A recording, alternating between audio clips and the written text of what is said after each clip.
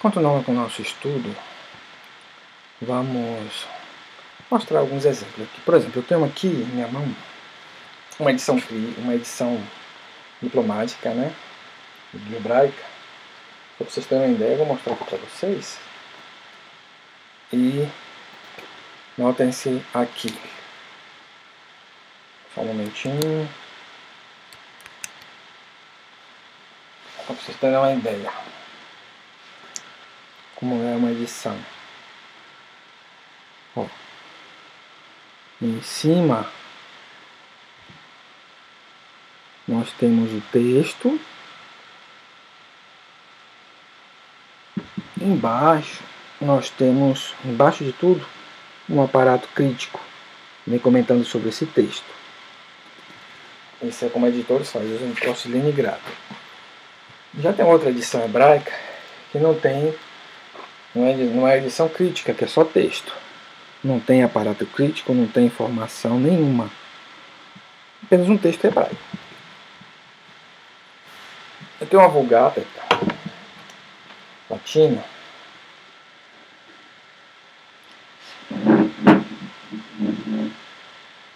Aqui está a Vulgata latina. E no final tem o seu aparato crítico, onde os editores trabalham nela. Agora aqui já tem de outro editor que também trabalha de forma um pouco diferente. Está o texto hebraico e está o seu aparato crítico mais generoso. Tem uma edição aqui, tem outras edições em siríaco. Também não é uma edição crítica porque não tem aparato crítico. Só tem um texto. Eu tenho um texto grego, infelizmente minha biblioteca está um pouco fora de ordem, lá embaixo. E eu estou organizando um local para ela. É difícil buscar todos os livros. Eu tenho bastante material disso. E em algum momento, quando eu estiver em classe, eu mostro para vocês. Aqui no momento não tem como fazer. Eu peguei só mesmo que estavam mais à mão, que vocês tem uma ideia para vocês disso aí. Essas edições que eu mostrei para vocês são todas edições diplomáticas, quer dizer, baseado em um manuscrito, com exceção da que eu mandei para vocês lá, que acho que não tem aparato crítico, não são edições feitas para estudo de crítica textual, só apenas de lição de leitura, as que não tem o aparato, né? Pode ser utilizada também, né? Você vai pegar a informação só do texto ali. Você pode fazer um trabalho usando elas também. Não tem problema em usar. Você não vai ter nenhuma informação de algum editor, mas você pode fazer sua própria informação ali, né? A edição paleográfica semidiplomática para diplomática e diplomática interpretativa, que consiste na transcrição da fonte ou modelo com pequenas intervenções, tais como desenvolvimento de abreviatura, inserção ou supressão de elementos ou conjectura para facilitar a leitura do texto e torná-lo acessível a um público menos especializado e tentar corrigir falhas óbvias no processo de cópia do texto, tais como suspensão e repetição de letras. A edição interpretativa é o tipo mais elaborado de uma edição monotestemunhal, atingindo o grau máximo de mediação admissível, seja com o desenvolvimento de abreviaturas, com atualização ortográfica, com notas filológicas, linguísticas, históricas e outras que se tornarem convenientes, dependendo do público a que se destina a edição. Esse, por exemplo, já foi a prova final, né? É diplomático, que é baseado em um texto, que é monotestemunhal, mas é uma edição também, pode ser interpretativa por conta do seu aparato crítico, que está aqui embaixo. Embora eles não mexeram no texto em cima. Eles não mexeram no texto. Então, como não mexeram no texto, né, não foi interpretativa nesse aspecto. Então, a outra edição diplomática, ele trabalhou com essas notas aí, mas não mexeu no texto. Apenas as informações estão abaixo. Uma hora dessa eu explico para vocês em sala de aula, que fica melhor. Até muito recentemente, a edição interpretativa era chamada também de edição crítica, apesar de não haver recensão em que os diversos testemunhos seriam cotejados para um restabelecimento do texto crítico. Infelizmente eu não tenho aqui nenhuma aqui comigo. Tá na minha biblioteca lá embaixo, vai demorar um pouquinho para buscar elas. Então, quando eu arrumar, tiver tudo arrumadinho, eu mostro para vocês o que é uma edição eclética ou crítica. Mas aí ficaria mais para frente, né, com o próximo tema, que são edições politestemuniais. O que é testemunho? É interessante a proposta de Cambraia para usar a palavra testemunho em lugar de códice. Tá? Porque códice é onde o material foi feito. Então, um códice pode ser um testemunho, muita coisa pode ser testemunho. Um pergaminho, muita coisa. O códice é porque é o material que é feito assim, que é o pai do livro, o códice, né? Que é sinônimo tradicional nos textos teóricos da crítica textual, visto que na realidade nem sempre se trata de um códice, mesmo quando a fonte é um manuscrito. Além do que, de fato, o testemunho pode ser uma edição, um datiloscrito ou um digitoscrito. Exatamente. Tá? Você vê que isso não vai dar tempo. A edição modernizada não tem valor científico, mas é importante para divulgar documentos importantes sem a rigorosa preocupação com a fidelidade formal ao texto, mas ao seu conteúdo semântico. Edições politestemunhais. A edição crítica, essa aqui é, também conhecida como eclética, que se caracteriza pelo confronto de mais de um testemunho no processo de estabelecimento do texto, podendo ser autógrafos ou apógrafos, cujo objetivo é reconstruir a última forma que esse autor lhe havia dado, supostamente. Uma das ações críticas conhecidas, no caso, é as Septuagintas de Göttingen, lá na Alemanha, crítica. Então, eles não pegaram o manuscrito padrão. Então, foi um texto reconstruído, né? Mas tem os testemunhos abaixo, tem as variantes textuais, onde se localizam os manuscritos, que eles fizeram a reconstrução desse texto. A edição genética, que também compara os testemunhos, mas somente os autógrafos e os ideógrafos, para registrar a evolução teórica ou a estilística do autor no seu processo criativo, de modo que a edição genética deve apresentar a forma final do texto acompanhada do registro das informações relativas à sua gênese, obtidas nas fontes, como exemplo as Três Marias e Raquel de Queiroz. No caso, não temos aqui e tal.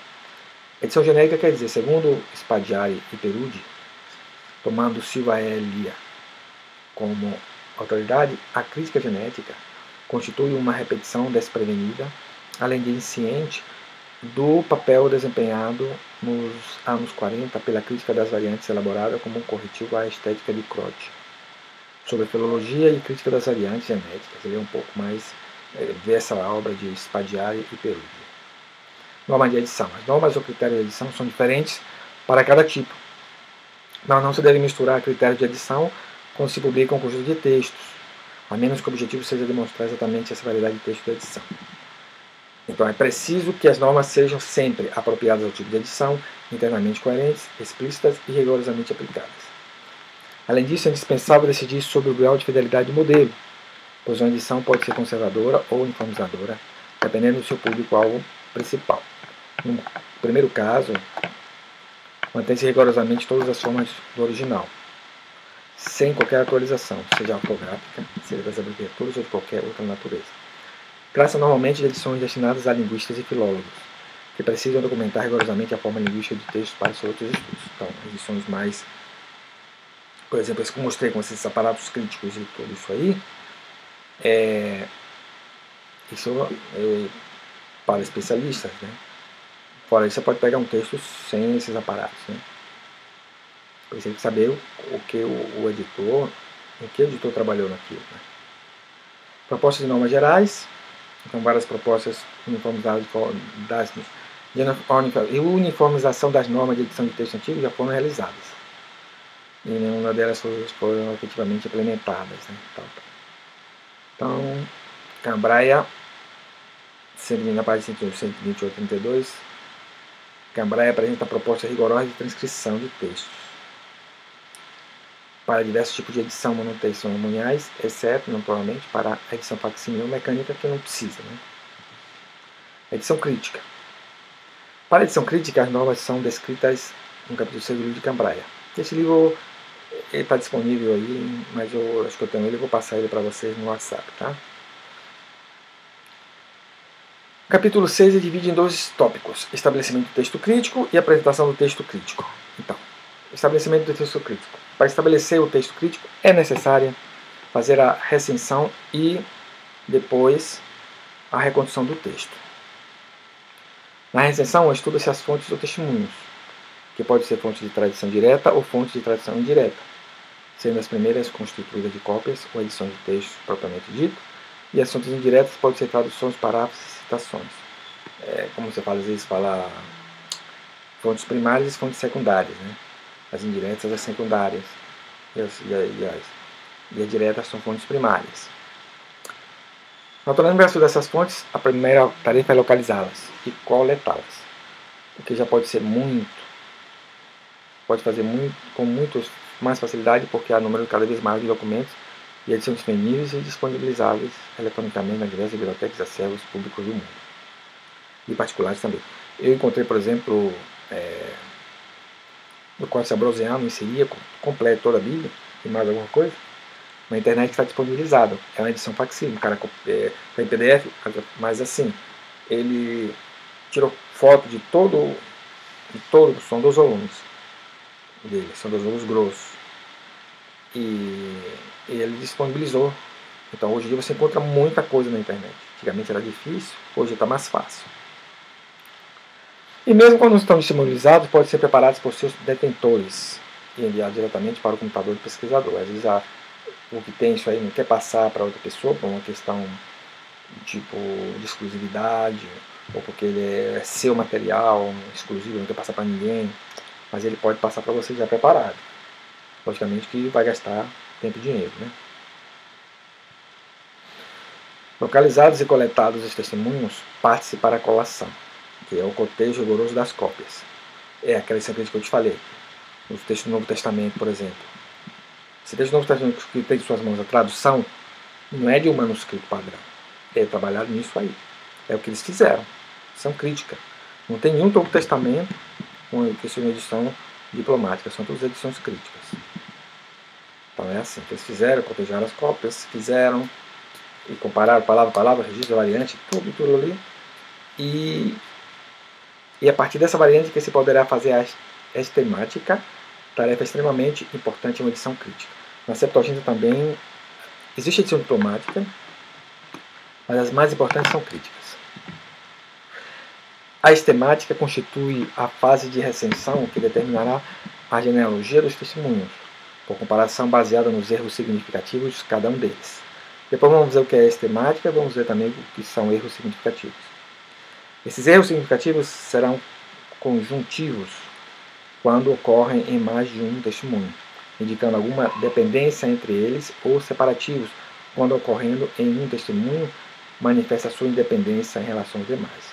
Tipo, quando esses erros aparecem, que tem 100 manuscritos, esses erros aparecem em 50, um exemplo.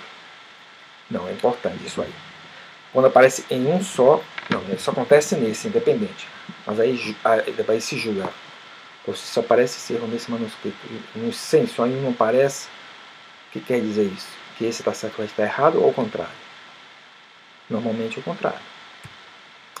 A estemática é a interpretação e classificação das variantes de um texto para a determinação das relações existentes entre vários testemunhos. Estema, árvore genealógica, estirpe, linhagem e genealogia. Estemática vem de estema. Aí está a definição. Os erros significativos são aqueles que não poderiam ser corrigidos conjeturalmente pelos próprios copistas por serem erros óbvios. Não tem como corrigir que está errado, está errado. Quando é um erro assim, sem descuidado, que aconteceu, que não tem muita importância, não vai ter problema. Se corrige, mas erro significativo é bem complicado. Você tenta corrigir algo, né? Bom, uma palavra ou expressão sem sentido ou estranha, uma estrutura gramatical que transgrida o padrão linguístico ou estilístico do autor seriam exemplos de erros significativos, porque o autor não escreveria passagens ilógicas ou contrárias ao sentido do texto. Então, Uma vez identificados alguns erros, devem ser comparados os lugares comuns em que eles ocorrem. E, com isto, é possível estabelecer matematicamente a relação genealógica entre os testemunhos, facilitando a decisão sobre qual texto deva ser o texto base. Então, daí, os erros agora eles ficam aonde? Aqui, aqui e ali. Ok. Então, vamos fazer as contas. Bom, aí esses erros, o que vamos fazer com ele? Bom, se mantém esses erros, vamos deixar fora. Mas sempre se coloca uma observação. Ou, se não tem como tirar ele dali, você faz uma observação nesse texto e coloca. Depois de estabelecido o estema ou genealogia dos testemunhos de um texto, é importante eliminar os testemunhos comprovadamente copiados de outros. Isso acontece muito.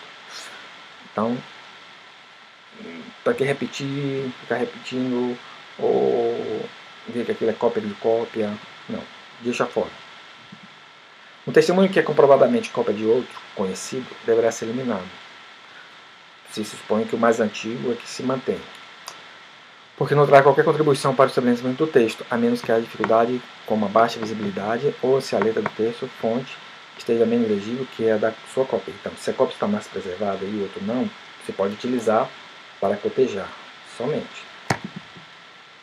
Esta fase de eliminação dos testemunhos copiados é muito importante para a economia de tempo e esforço. Concluída a recensão, parte-se para a reconstrução do texto, também chamada de emendatio, que pode ser feita com base nos testemunhos ou por conjectura do autor. Uma vez a recensão, agora as emendas. Aí pega os outros testemunhos, ou se não tiver o autor, por sua conta. Faz. A reconstrução por testemunhos é feita com base nos seguintes princípios, regras ou cânones para a seleção das variantes.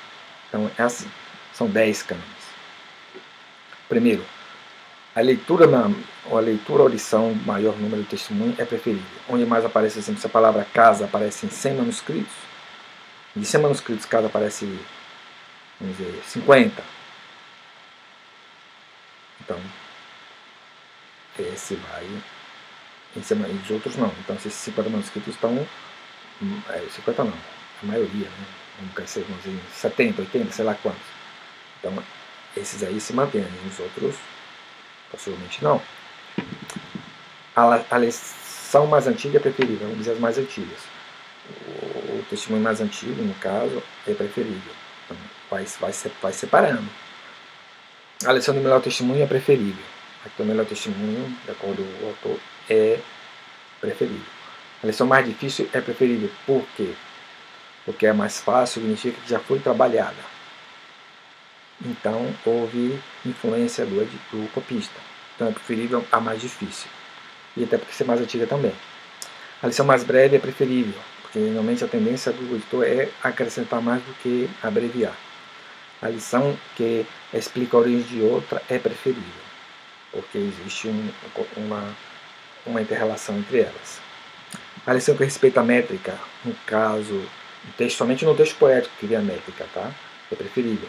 No texto em prosa, não. A lição que respeita o estilo da época ou do autor é preferível. A lição que respeita o contexto, não está fora do contexto, é preferível. Então, esses são os cânones. Então, na nota D, no D, em relação à lição difícil é mais preferível, tomando as palavras de Spadiari e Perus, diz assim: acrescentamos o seguinte importante esclarecimento. No Lachmannianismo tradicional, a lectio difficilior é, junto com o usus scribendi, um dos dois princípios com que se pode tentar identificar a lição do original. No caso frequentíssimo de estema bífido, ou de qualquer maneira, sempre que a varia lectio não possibilitar a aplicação do critério mecânico da escolha. Na verdade, esquece-se normalmente de precisar que o lectio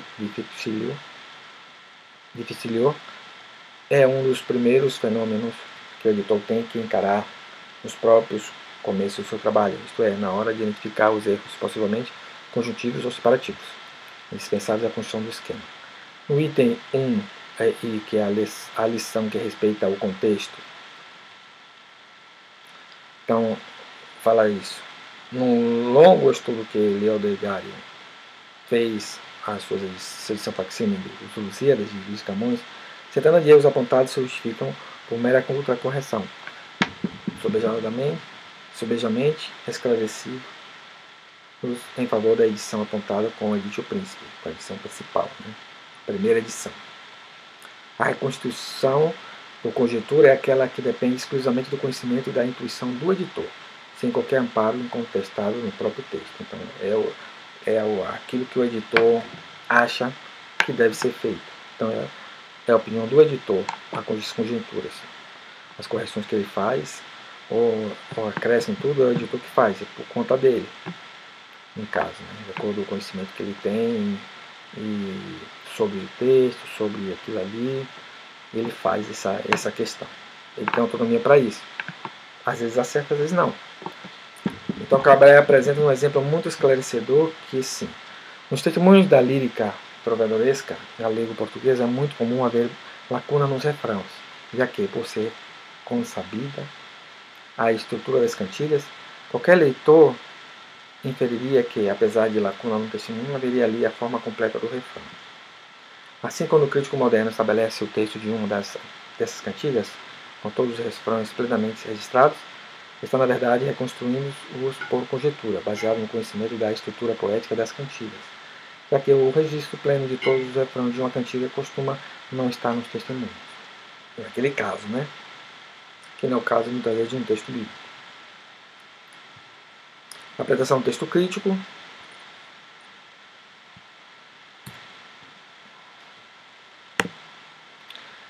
Depois estabelecido o texto, apesar de não haver consenso em relação a uma forma de apresentação, há certas partes que podem ser consideradas imprescindíveis. Por isto, apresentaremos aqui a sugestão que faz o autor, seguido em todos os tópicos da crítica textual. Então, não sei se vocês vão ler aqui, vai ser complicado. É apenas a apresentação do texto crítico, o índice como é feito. Tá? E daí você vai fazendo esses passos para trabalhar no texto crítico. Então, é o modelo básico de apresentação do texto crítico. É o sumário, a apresentação, a introdução, o autor. Da introdução tem o autor, a obra, na tradição da obra. Na tradição da obra tem percurso histórico, testemunhos, tema e fortuna editoria. No texto tem sigla do testemunho, norma de edição, texto e aparato crítico. Tem um glossário, explicando as palavras, e uma referência bibliográfica. É assim que ele faz de simples, né? Então,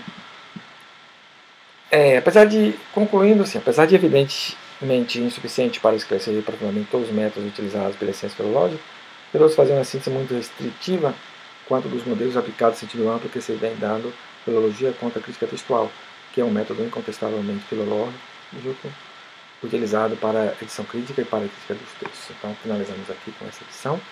Logicamente que é muito pouco para o tema, eu sei que talvez vocês vão ter dúvida em relação a isso, né?